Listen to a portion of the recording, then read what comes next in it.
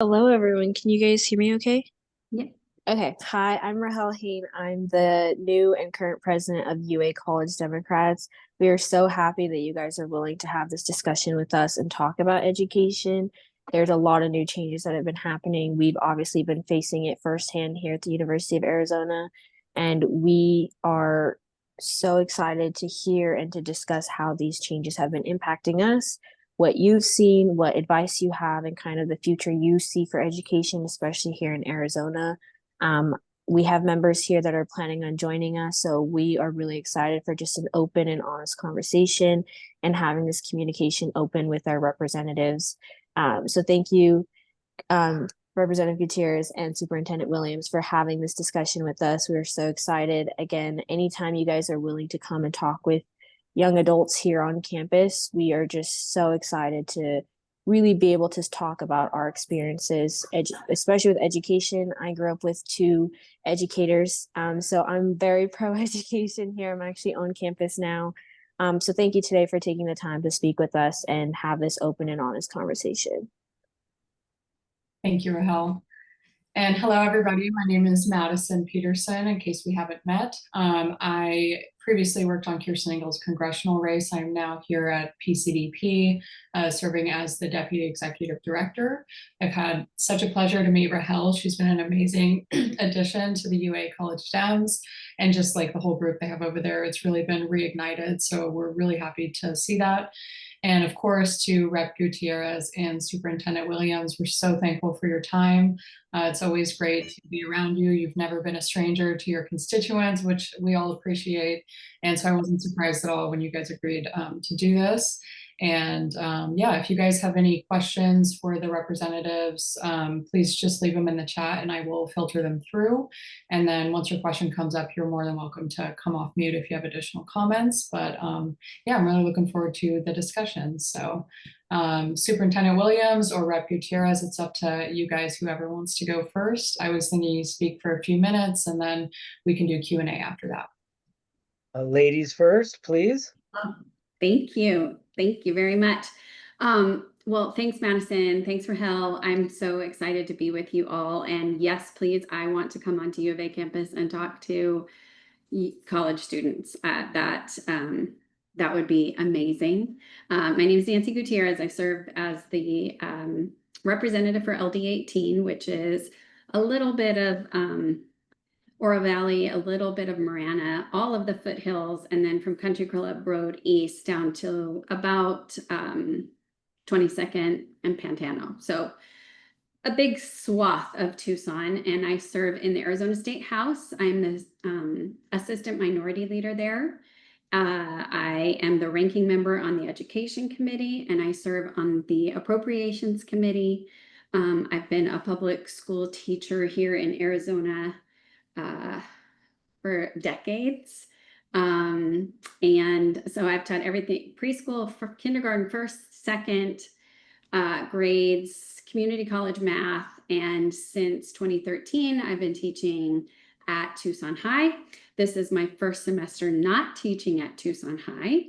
And unfortunately, my position was ended because of low enrollment, which we are seeing in some of our schools. So that was heartbreaking to me, but things change. So I'm happy to be able to spend more time on my job as being a legislator. As far as education goes, the lower enrollment, people ask, well, why are we seeing a school like Tucson High have lower enrollment, since it is, I think, an amazing school. One of my daughters went there. And one of the things that our schools are seeing is, first of all, the birth rate is just lower. We don't have as many kids coming into our schools. And then for Tucson High, as well as a lot of other areas, housing is too expensive. We don't have the local students and families at their local schools. And so that brings down our number. And then also, we're going to start seeing this more and more, but some families went to Mexico because they were afraid of being deported and put in ICE facilities. And some went to an online system because of that fear. And so it's not good. And our budgets are so tight in public schools that, there's no room to just keep a couple classes floated at lower enrollment rates. They have to cut. A couple things that we got in our budget this year, which we were really excited about, was $3.8 million to make all kids who qualify for reduced lunch or free lunch and breakfast have free lunch and breakfast. And that is something that I have been working on very, very hard. And we were able to secure that in this year's budget, even though my colleagues on the other side of the aisle would not give that bill a hearing. It went through Education Committee, passed with both sides. It went through appropriations, and then they would never put it on the House floor for a vote. But I told them, it's okay, I'll just get it in the budget anyway, and I did. So we did. We also got opportunity weights added back in, and those are, that was $60 million for our most at-risk schools. We got those put back in. We also got great money for a ninth grade on-track system, which helps students be successful in school. But let me scroll down to the higher education and workforce development money that we got in the budget. So this year, we were able to get $34 million for the Promise program in our universities. And the Promise program is for students who would qualify for Pell Grants. So these are the students with the most economic need. And it's a 4-year tuition scholarship. So we added $34 million to that. We also added $9 million to our Teachers Academy. So that's tuition for college students who will become teachers. And this year we started something brand new, and we were able to put $3 million in a community college Promise program, meaning now students can go to community college and have free tuition. And we know that community colleges are the backbones. I think they're the backbones of our entire society, because they're where it's affordable to go to get education. And it's where adults go to get education, to further in their job, to get trade skills. So that was important to us. We also were able to secure $6 million for our community colleges to their adult education program. So these are folks that did not get to graduate, and they didn't get a GED, and they can be anywhere from 17 years old to, I think at the graduation, there was someone in their 60s. And for all different reasons, they really want to complete their education. And so we got $6 million for that. And we were really proud to do it. You might have heard about a school facilities lawsuit that we just won, because Arizona has underfunded on purpose, underfunded our school facilities. That's the buildings, the air conditioners, for decades. And that's what the court said. Yes, they've been underfunded. You owe them hundreds of millions of dollars to right these wrongs. And as a teacher, I started many school years with no air conditioning, which is a horrendous way to start school. Couple last things, and then I'll give it over to my friend and colleague, the Superintendent Williams. Vouchers, ESA vouchers, and I'm talking about the universal vouchers, not the vouchers that help our special needs students get the educations that they deserve. But the universal vouchers is now costing our state $1 billion, which is an outrageous amount of money. And you've probably seen it in the news, but it has very few regulations. Mr. Horn, who's the Superintendent of Public Instruction, made a rule that any spending under $2,000 would be automatically okayed. And what a couple of great reporters found, they went through every single record of these, and there were many expenses, just Costco, $1,900, automatically approved. So there is no mechanism where it has to be shown that you're using this voucher money for your child's education. So we are digging deep. We have had bills every single session to put some parameters on this money, to make sure that kids are learning, to make sure that the people at these schools that take vouchers are fingerprint clearanced, because they're not. And we have had absolutely no luck with that, because not one of the Republicans will sign on to those bills or even give them a hearing. So that is something that is always at the forefront of our concern. And then safety. Safety is a concern on all of our campuses. And I will say that, in my opinion, what we need is to fund counselors that actually get to counsel students and don't have to spend their entire day doing schedules, and social workers. We are among the worst in the nation for our student to counselor ratio. It's like 1 student to 600, not 1 student. I wish 1 student to 1 counselor. Wow. 1 counselor to about 600 students statewide, which is ridiculous. So we are always fighting to get that money allocated, and to be sure that our schools don't feel like prisons. We need them to be safe. We need them to be secure, but we want students to feel like they come and they want to come and learn. And I'll stop there. Thank you so much. Superintendent Williams, go ahead and take it away, and then we will start with some questions I'm getting in the chat. Well, first of all, I want to say hello. My name is Dustin Williams. I am your elected Pima County School Superintendent. Thank you, Representative Gutierrez, for hitting a lot of very important points.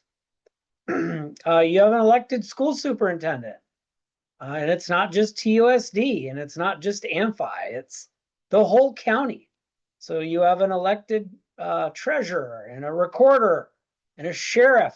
Well, you also have a schools person. And lo and behold, that's me. I got elected in 2016. I got reelected in 2020. And I got reelected in 2024. So I got to kind of run the gamut of the federal presidencies in 2016 and 2020, which was a little bit more enlightening. And then 2024, which has been a massive challenge all around for a lot of different reasons. But I'm really honored, number one, by Pima County to have the support. Number two, I'm honored to be invited to your groups. I always tell my legislative districts, you don't need to have your elected officers come every 4 years. I said, you can call us up anytime and ask for educational updates, because what education looks like today is not what education looked like yesterday. And so it changes, and it changes rapidly. And with this new administration, it's even more so. And so having the partnership with our constituents that believe in pro-public education, that really just believe in good, sound education, safe education, open education for all, and I mean all children, all kids, all students, whether how they identify or they don't. Everyone deserves a world-class education and opportunity to succeed. And so here at the County School Superintendent's Office, that's pretty much our mission. We're mission driven. It's leadership, service, and collaboration. Everything about our office is at schools.pima.gov. And your elected county school superintendent runs 365 days a year. We're downtown. This is your office. It's an office for the people. If you haven't been down here, I welcome you. If you'd like to have a meeting or a group meeting down here, I welcome you. I want to hear your ideas. I want to know if you have opportunities to work with students in school, or you have an idea that will help something with our school system. We are heavily involved in 3 things. So one is administration, money, certification of teachers, certification and affidavits of homeschool families and affidavits for private schools. So by law, your child needs to be in either a homeschool, needs to be in a private school, a charter school, or a traditional district public school, like TUSD or Amphire, Sarita, or Catalina Foothills, so forth. That's by law. And so if you're not in a charter or a district school, by law, that parent has to make sure they are at this office, filling out an affidavit with our office and making sure it's notarized and we have record of where your child is. And that often isn't known. A lot like this office sometimes isn't known. That was a big thing when I got elected was I want to just make sure that we build these partnerships and we're in compliance and we're helping schools. And so we also get all of their money, but we don't have control on their money. We just watch their money. So they have to add up with us. We have to add up with the treasurer, and it goes back and forth. And so we're kind of the accountant in between schools and the treasurer. It's a lot of money that goes through this office. It's approximately $2 billion. And we also get to see, as Representative Gutierrez mentioned, we do get to see the impacts of what happens, not just with vouchers, but with a lot of the federal cuts that we're seeing. And these aren't small. So that $1 billion, when that you say, oh, okay, it's $1 billion to the state, it's a lot of money. Yeah, it's almost 10% of the entire budget, maybe a little bit less of the entire state budget. But for some of these district schools, we're approaching 20, 30% of an entire school budget. So as these students move and go into private school and use the voucher, or the voucher money is spent at private schools, these are big percentages leaving. For instance, amphitheater is about a $100 million budget. We know that 20 million plus dollars just gone, and there is no oversight, to be honest. There's a way to sign up. But we're even looking at that, and we've got a lot of concerns as to, by law, you must come here to sign up for homeschool. But by law, you must withdraw from your elected superintendent's office to go onto a homeschool voucher program at ADE, Arizona Department of Education. But now we're finding that withdrawal process, those entities don't talk. So we're wondering in the validity of, are you on the voucher and taking services from public schools? So there's some really big concerns in transparency and accountability when it comes to voucher students. There's nothing wrong with private school. If you want to go to a private school and that's where your son or daughter want to go, that's fine. But when we start racking up 100 million from Pima County, I'd like to see a couple things. One is every one of my public schools get to show me their attendance. They get to show me how they do on their assessments. I get to see their graduation rates. There's a lot of data that I can pull and work with schools. When we're in the homeschool and the private school community that's taking that voucher dollar, it's just in the dark. It's really, really not there. And so it makes it really hard. So that administration piece of our office is big. Two more really big things we do, because we don't have authority again on the schools, but one school we do, and that is the school that's located in the juvenile detention center and the adult jail. So myself and this office pride ourselves on working in the justice field.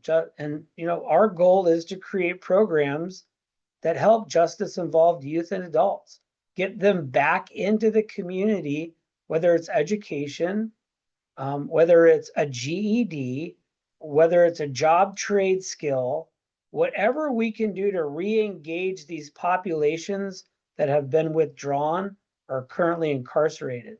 You have two groups. So we have one group at the juvenile detention center where I work with the presiding judge. The other group is at the actual adult jail. These are juveniles. These are kids. They live in a juvenile pod at the jail.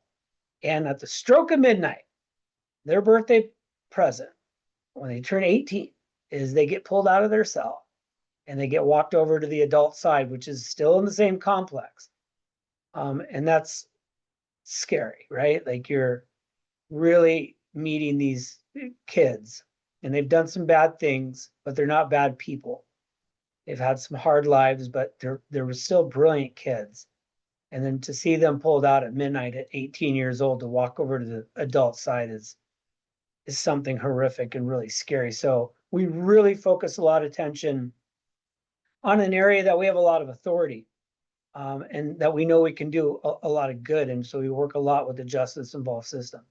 And then the third thing that we do really big and that we're really, really good at is we're professional development providers. So when schools want to raise those grades or schools need help, they want better STEM teachers or they want better STEM lessons or they want to increase their educational department and special needs. We have teams here. And again, it's all at schools.pima.gov. You can look at our programs.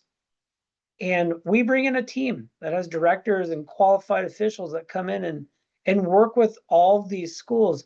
And in that space with professional development, we do get an opportunity to work with all schools, not just district schools. The administration piece and the funding solely for the money that we divvy out goes directly to our traditional public schools and our district schools. That's just a little bit about what we do. And again, it's an elected office. You're my boss. You're my constituent. So I report to you. We don't report to ADE. We don't report to the Board of Supervisors. And so we're always have an open door policy. Would love to hear from you. Would love to teach you more. Would like to show you professional development. We're in schools a lot. We just got this just yesterday, and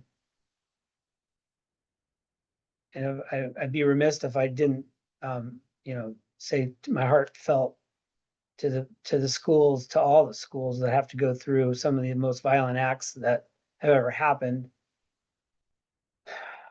But we were in our 332nd school.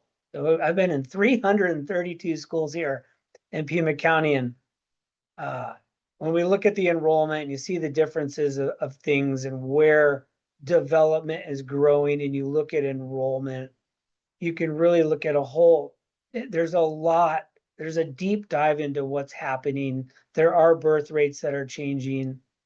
The demographics are also changing where people live.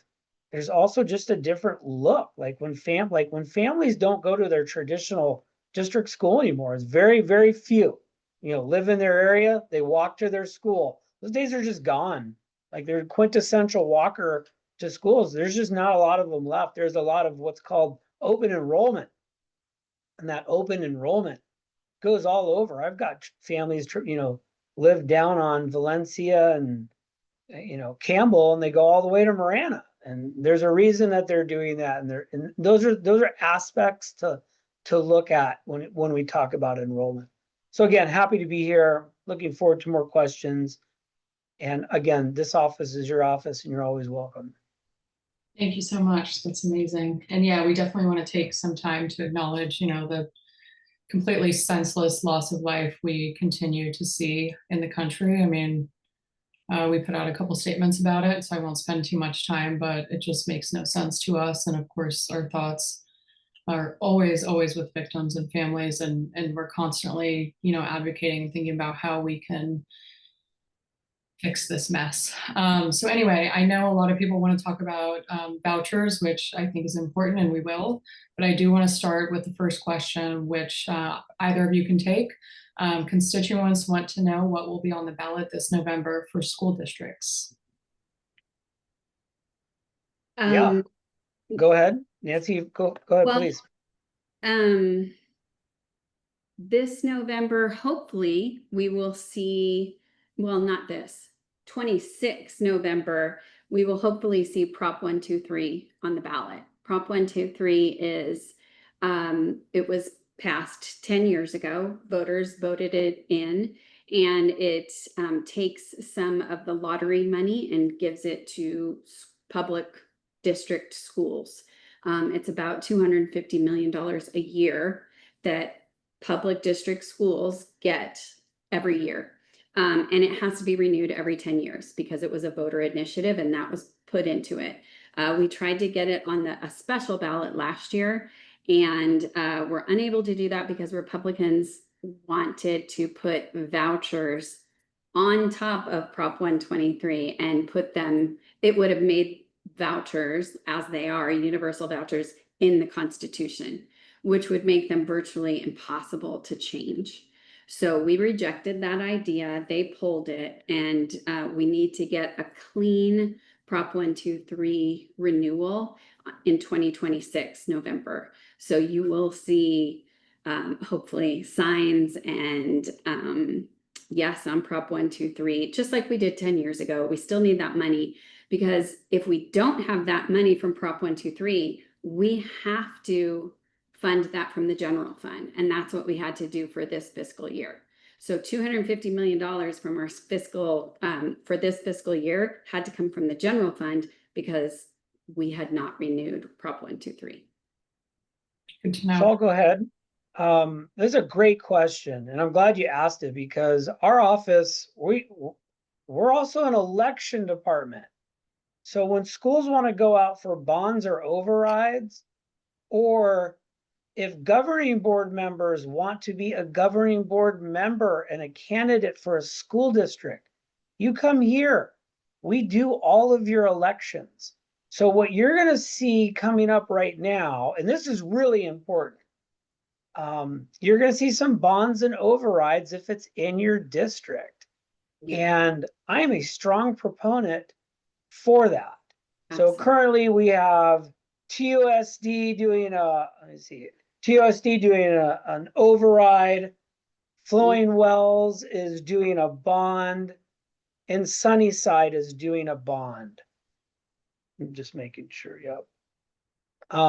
Each year, schools will do a bond or an override. So as schools are underfunded, and they have been for many years, they come to their communities for extra help. And what they do is they say, hey, we don't even get full-time kindergarten. So the state does not pay for full-time kindergarten. Just hear that for a minute. You want today's learners to be the learners of the future and be ready for the next level of work. Number one, you should be investing heavily in pre-K services, high quality pre-K. I cannot stress that enough. There is no funding for that. Pima County does that on its own through the library district called the PEEPS program, which we're working with many, many schools to the tune of millions. It's very unique in Pima County. Matter of fact, there's not a lot of counties doing it. But on top of that, our state doesn't give us full kinder. So parents can either pay a school, which is not easy to do, or schools have to get really creative and figure out a way to pay for the other half of their kinder. And having these students in school is really, really important, and not just a half a day. You want them to learn lots of skills. And so schools will come to the voters and sometimes say, we're going to put it in the form of a bond or an override. And when they do that, they can, the community's paying for the rest of that kindergarten. Or they want to open up a special education department. Students with autism and Down syndrome and educational needs. It's hard to sometimes just do that in an older building. When you can build in new buildings and bring in new staff, you can really help those students succeed. So right now in November, you're going to see some bonds and overrides. And if you live in the TUSD district, Flowing Wells district, and Sunnyside, you want to be marking that bubble over there of what you prefer. And I'm a very strong proponent of approving your bonds and your overrides to the tune. We have an 87% passing ratio since I got elected in 2016. I'm not taking all the credit, but from 2020 to today, it's 100%. So every year there's a bond or an override, by the way. Schools.pima.gov, under our election tab, you can read all about it. Also, if you or someone you know wants to be a governing board member, that's next year. Not this ballot, but next year. if there is a vacancy, your elected superintendent fills that vacancy for the time in between. It's an excellent question. You got to know what's on your ballots. Thank you. Rosemary, go ahead. I know this was your question. So because we're going to be doing a Get Out the Vote campaign, and we want to give literature to the voters specific to the district they're in.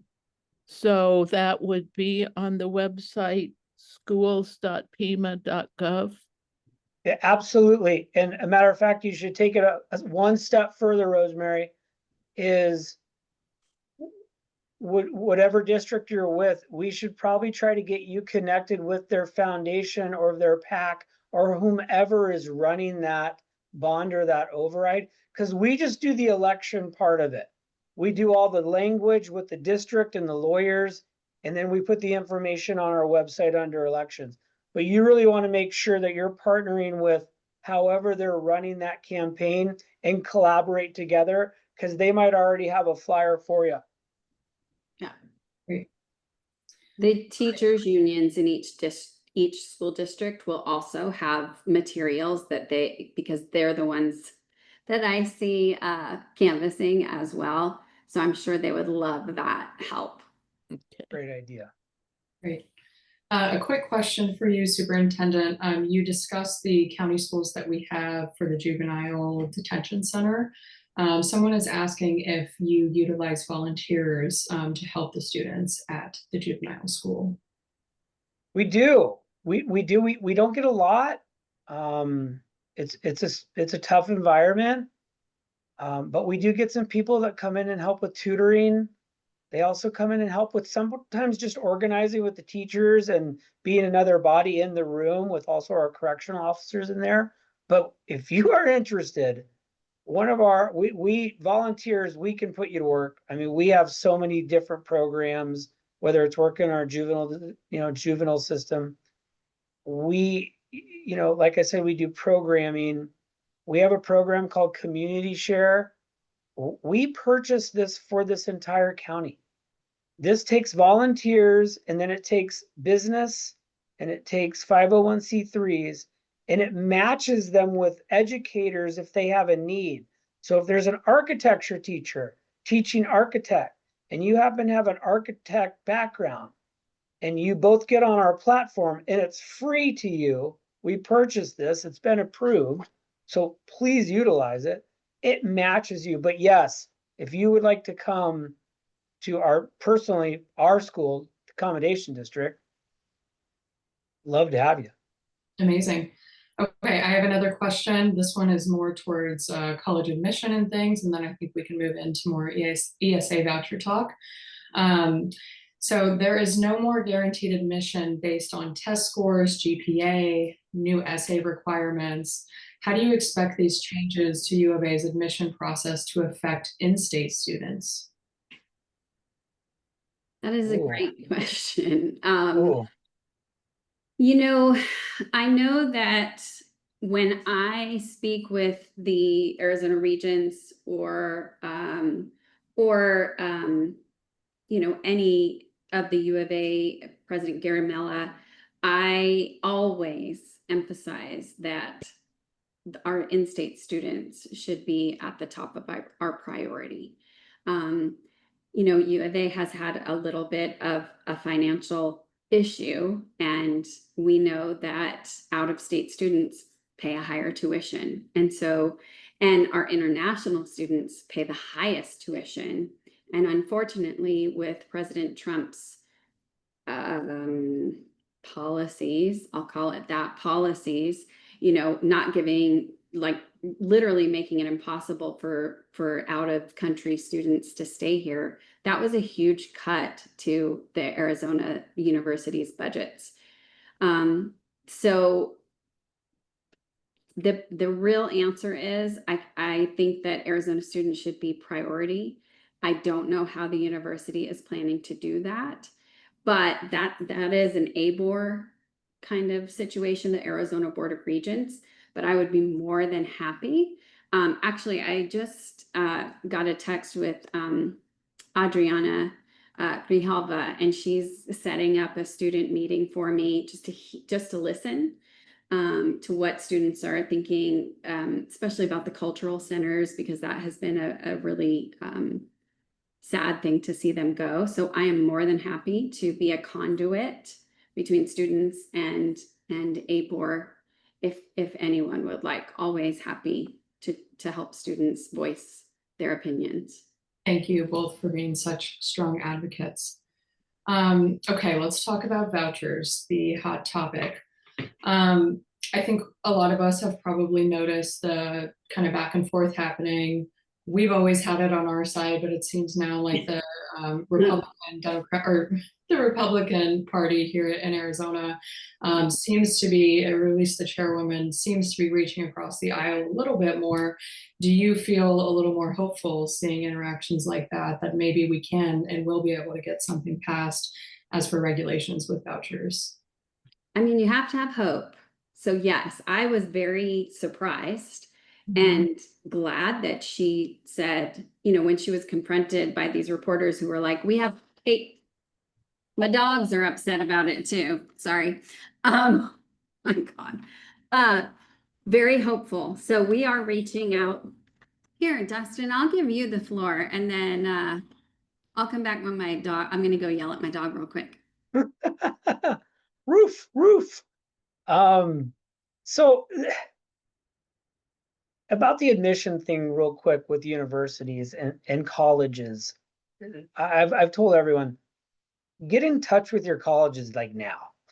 So even if you're thinking about going 6 months to a year from now, start talking to your colleges and your universities like right now. Like literally just call them and say, here's my situation. Tell me what I need to do. Because again, remember I told you how fluid it is. But just real quick, because Representative Gutierrez really knows the politics up there and what this stuff means. But from our side here, the vouchers for us, it's law. Like there's nothing we can do. And schools are seeing their dollars deplete. And it's really, really hard because it's depleted so quickly. We didn't think it was going to do what it did. Nobody did. And that's what's so drastic about it. It was sold as it was for poor students. And you have a chance to go to Brophy or South Point. That's just not happening. 80% of all the kids that were already in private just got a subsidy. They just got money. That's basically what has happened. So all the kids that were already in private school, now all the parents got $7 grand. But the most concerning part from my take on this is we have $450 million, $500 million that is sitting in private bank accounts.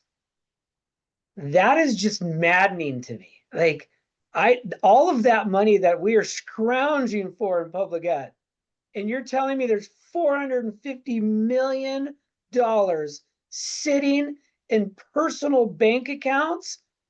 I don't have that in my bank account. If you have that from— You don't? No, Gosh. I don't have 450.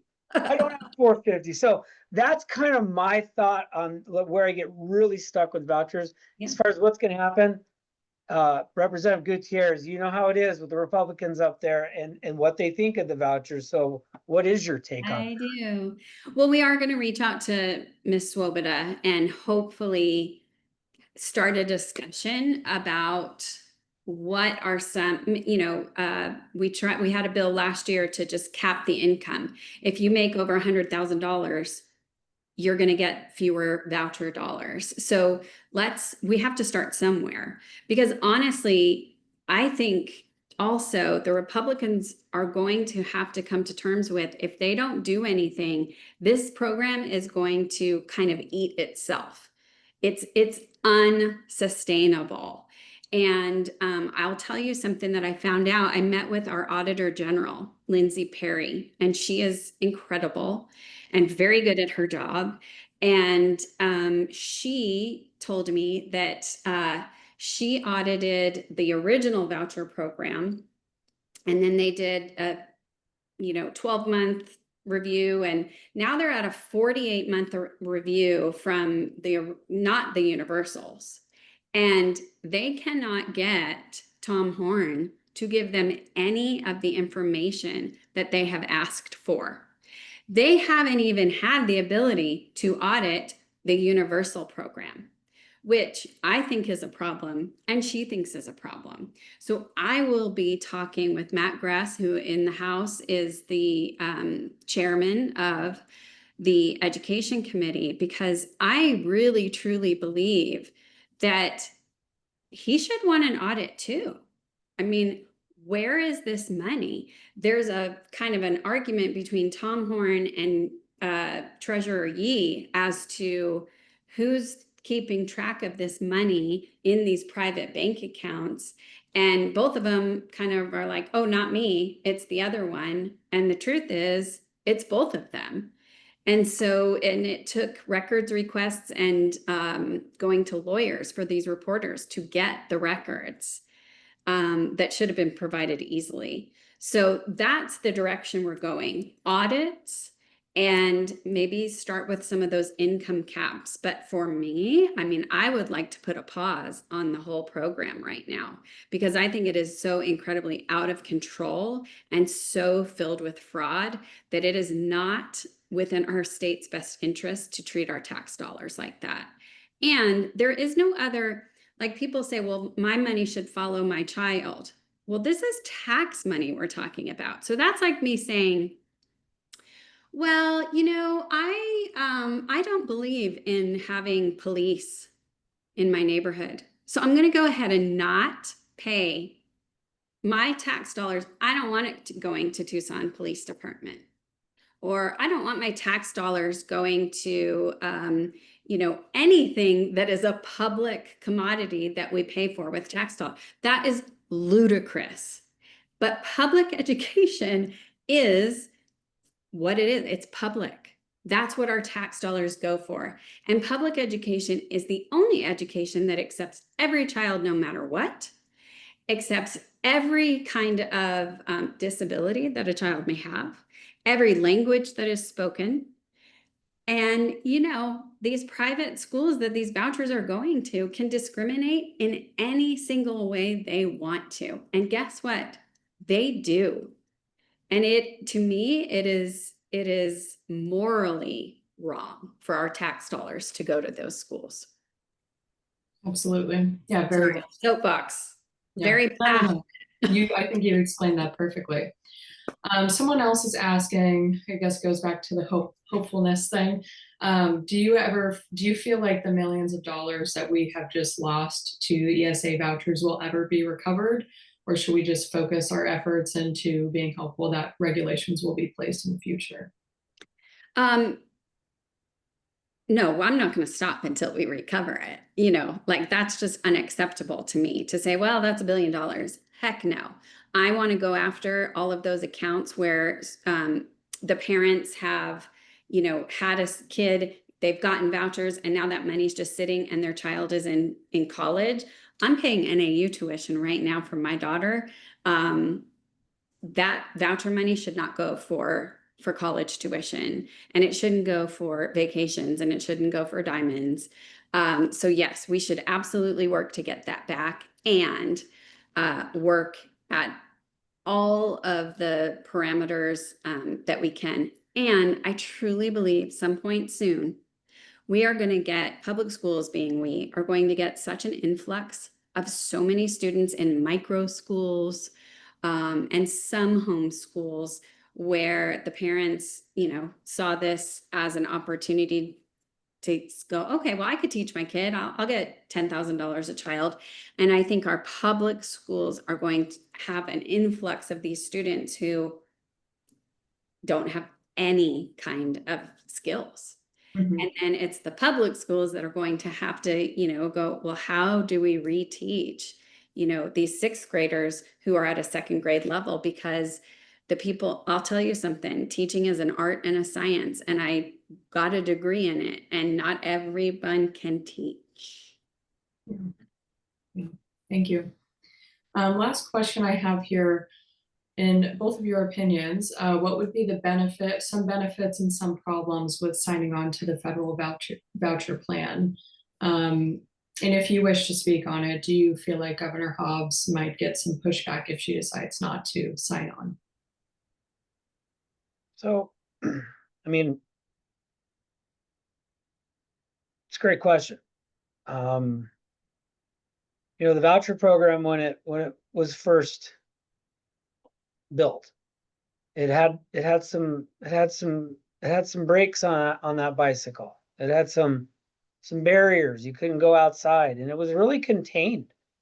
And ironically, it sort of worked in an interesting way, because it could only go in a couple directions. One of the directions was if you were a special needs student and the district school that you were going to go to was a failing D or F school, you had the opportunity to get voucher money and go to a private school that you thought was good. I could see how that could be a benefit for someone. You know, I would like to see more funds go directly to that district school. Are we? Am I on? I don't even know. I think No, I'm on. it says Patrick Kavanaugh's screen is sharing. Yes, Patrick, I think you are sharing your screen right now. Let me see if I can. How that happened. I was doing some other work. Yeah, those darn buttons. Patrick, you're supposed to only be listening to us while we're speaking. Pay attention to the teachers. My goodness. Thank you so Nice much. joke.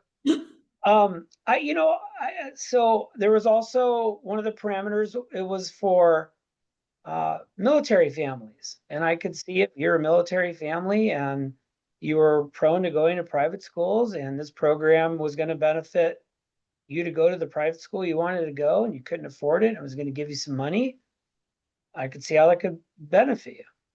As far as the universal, just all the way across the board, I do not see a benefit to the state. Not with what it's doing. Not when you can buy lingerie. Not when you can they buy lingerie. There's lingerie has been bought with this stuff. And it is absurd. Not when some families can use all that money to pay for their child's tuition in college, and other families can't. So I don't see the real benefit in the accountability and transparency of universals for the universal side. When it had the brakes on it and there was some parameters, this was a 30 million, maybe 50 million, Representative Gutierrez? Yeah, it was under 50. It was Yeah, under. I think this wasn't a big deal. It kind of, when there was only, a handful thousand that were in this program, ballooned to $1 billion, and over 100,000 kids are close to it. So it's a great question. The backlash for Governor Hobbs on this is, she's going to get big backlash. The advocates for this arena and the politics on it, it's heavy. They've got a lot. They're loud, very loud. And so to say like, oh, no, so you're gonna fight against it, nothing's gonna happen. In swing districts, in swing counties, in swing parts of the state, it can make or break whether you're gonna get elected or not. And so it's not just Governor Hobbs when it comes to this topic. It's lots of legislators, and it's lots of candidates seeking a position in office, because education is so emotional. It's dear to parents' hearts. And there are some people using the voucher that are doing it fantastically. There are some private schools using it fantastically, but the other side of the coin right now is not shiny. Yeah, I agree with all of that. And I think the federal voucher program it's closer to our the tax credits that we have in Arizona. It's up to $1,700. I don't think she should opt into it. Absolutely not. Because I think it's a step further in dismantling the Department of Education. And the Department of Education makes sure that there is equity in education for poor students, for students of color, students that speak a different language. So I think every single thing we do to give President Trump any leeway on his agenda to destroy public education overall in our country is terrible. And I think if Hobbs comes at it that way, with the federal ones, I think she'll be okay. I was in Boston with the National Council of State Legislators conference. It's a both parties, and And I was on this bike ride with a senator from Nebraska. And she said, "You're from Arizona. What the hell are you all doing with those vouchers? That makes no sense." And she was a Republican. And she just said, how can you do that? Your state's going to go bankrupt. Like, I don't understand. How can Arizona do this to our public schools? And I was taken aback, and I was like, thank you so much, because we lose sight, because in Arizona, everything is so politically divided that, we are the cautionary tale right now because of vouchers. Other states are literally, because I've been a guest in their public meetings, they're saying, look at Arizona. We don't want this in our state. We have to learn from their bad choices and not do this to public education. So it was very heartening to talk to this wonderful, Republican senator from Nebraska, and just really understand that people do value public education, and they see that what we're doing is moving away from all that's good in public education. I Absolutely. just want to add one little tidbit to that. When you look at that federal part, and it is like a tax credit, well, you want to really alienate the poor.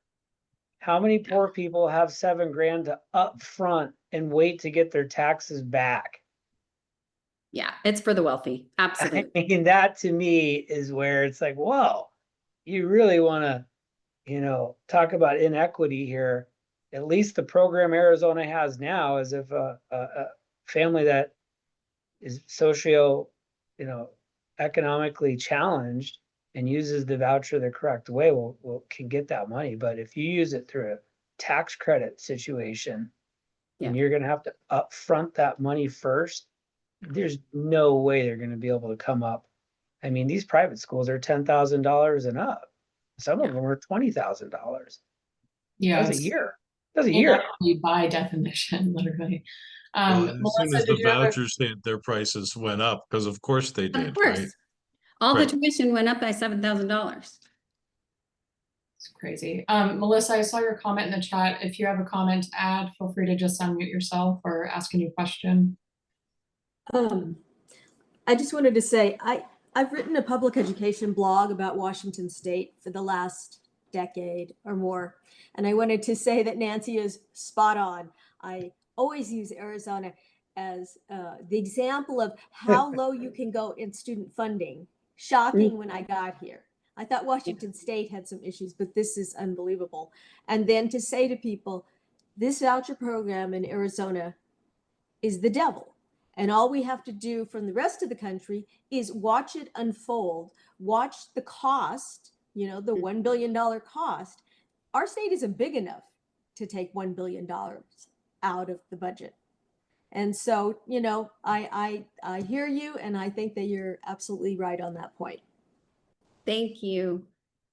Thanks for keeping people informed. It's so important. And that's the Yes. thing. Each one of us needs to talk to our neighbors and people that we meet and tell them exactly what this voucher program is doing to our state, because it is the person-to-person interaction that is going to make a difference and help us flip the state legislature and get more Democrats elected in our state, because,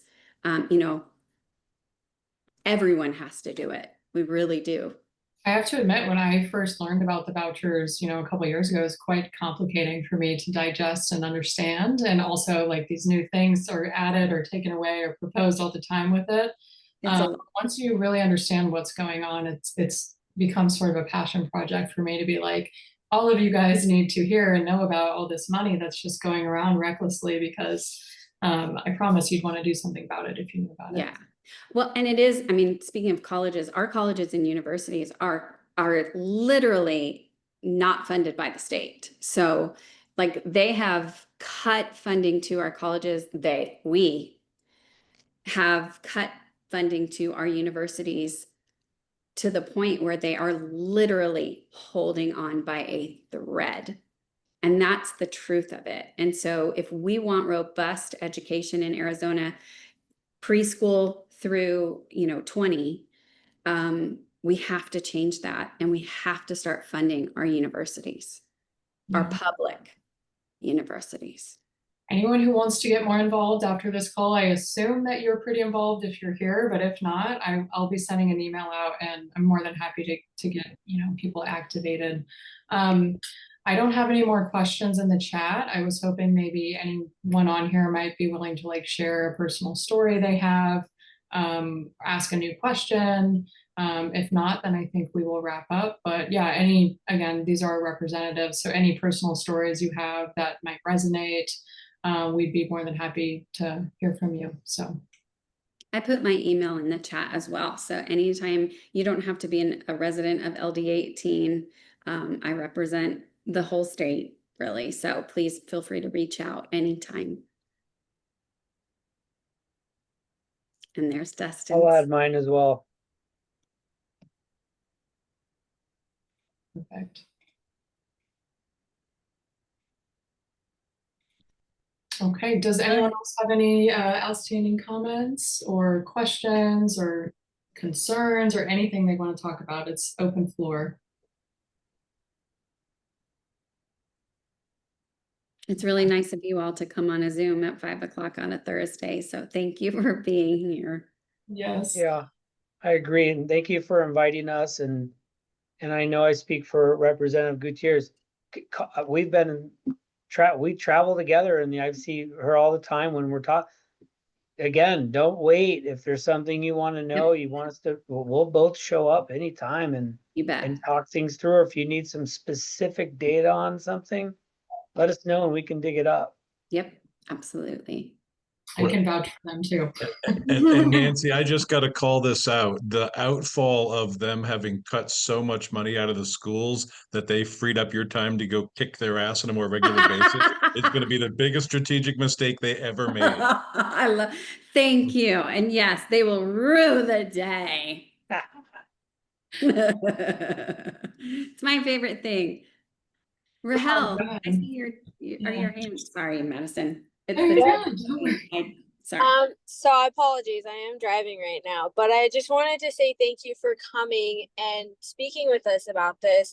And if you guys have any tips or advice that you really want college students specifically to be vocalizing on campus, I mean, we have a pretty unique spot right now. I mean, obviously tensions are high right now on campus, but students are willing and wanting to know more about education. We had our first general meeting last weekend, and one of the issues people brought up were education. And I mean, at the university level, we're obviously facing very different challenges. I mean, we're facing the cultural resource centers being completely reshaped, navigating how that looks. We're looking at costs of tuition and going to university increasing on a scale that I really don't understand, and makes me question how they're going to have incoming students be able to afford it. I mean, the parking garages, I just paid $20 for parking today, and last semester it was $14. And that's not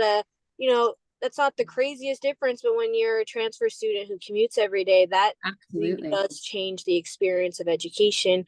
So I appreciate you guys talking to us so much about ESA vouchers, but if you're willing to come and talk with students about a different aspect of the challenges university students are facing, we welcome you to campus to come and speak with us and kind of help us understand how maybe those ESA vouchers can affect us at the college level or those incoming freshmen, so that we can prepare for those students who are facing those difficulties. But again, just thank you so much for taking the time to speak with us today. I know we have a couple college Dems sprinkled in throughout the discussion today, and I know they appreciate you guys taking the time out of your day.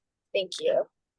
Thank you, Rahel. Please have Madison reach out, because I think for electeds, we know what we know, but it's really important for us to come and listen to you all. So I'm happy to talk about how vouchers are affecting the universities, because they absolutely are. But I would really love the chance to really just hear from you all and what your concerns are and how I can help kind of bridge that gap or bridge your voices to the state legislature, because you all are where it's at. If you all vote, if all of the people in your age demographic would vote across our state, we would have a different state. So, you know, anything that we can do to help you all know that you are listened to and valued, I'm in. Okay, Yeah. I'll definitely connect you guys on email.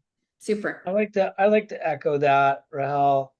You know, what you're doing already is just a step in the right direction. I mean, I've been invited to, you know, Young Dems and different Democratic events and different speaking arrangements. But this is where it starts, is in conversation and just speaking to each other, right? Like having a conversation. We're not going back and forth on Facebook or Instagram. I mean, these are real things. And so I think you taking the lead with the leadership that you're showing already and pushing that, and saying, hey, I'm going to start inviting other and get a perspective from another side too, and say, hey, we want to hear from you on what does your party think of this? I mean, we sat here, nobody bashed any schools or said anything. You said we got transparency and accountability problem and money flowing that's wrong. I think we all share that value from all political sides, but continue to do what you're doing and know that this is really, it's important stuff. And you know, you had 25, 26 people or however many on. Next time you have 50, next time you have 100. Next thing you know, you're doing debates and you're doing all sorts of stuff and getting those real perspectives. And then also visit your offices, you know, go to your elected offices of your people and come here and see it. So when you're walking around, you're like, I know exactly who to ask about this question, because it might not be me at the schools. It might be Gabriela Casadas over at the recorder's office. And that might be her expertise. You might want to go meet her over there, or Laura Conover. Like, you find those different areas, or take a moment and meet Representative Gutierrez down in Phoenix one day. And then what we can all do a little bit better, what I believe, is really putting action to some of these bills that come up where Representative Gutierrez and the standard group, they're always fighting for it. And we go on there and we say, yes, we like it, or no, we don't, on request to speak. But when you're in person and you're speaking about it, it's a different situation, especially when it's a student. Yeah. Yeah, absolutely. Amazing. So I will definitely send a follow-up to everyone that's on this call, just so we can streamline communication, open communication through everyone. I also am going to put in the chat, this is a little series we're doing here at the county party. We're going to have another town hall next week, and it's going to be surrounding the topic of knowing your rights, just pretty broad, but specifically, you know, at a time like this, I think it's really important. So we will have a couple attorneys on there when we push enter. And if you guys want to sign up for that event as well, we would love to see you next week. Like I said, I will send a follow-up email unless anyone has any last questions or comments or anything. Thank you so much for your time. Every single person on this call. Totally admire all of you that took the time to be here tonight. And thank you so much. Great to see you all. Thanks Good so much. evening. Have a great Thursday. Thanks, guys. Bye-bye.